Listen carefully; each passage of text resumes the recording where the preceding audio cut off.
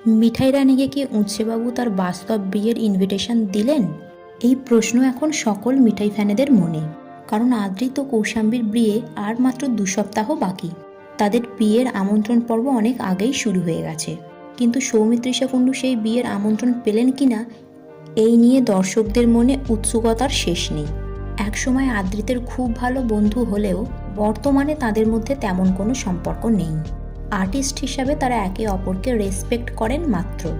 যদিও সোশ্যাল মিডিয়ায় কেউ কাউকে অপমান করেননি অথবা একথা স্বীকারও করেননি যে তাদের মধ্যে কোনো ঝামেলা হয়েছে, কিন্তু তাদের দুজনের একে অপরের প্রতি আচার ব্যবহার দেখে দর্শকের অনুমান করতে কষ্ট হয়নি যে তাদের দুজনের মধ্যে কিছু একটা ঝামেলা হয়েছে।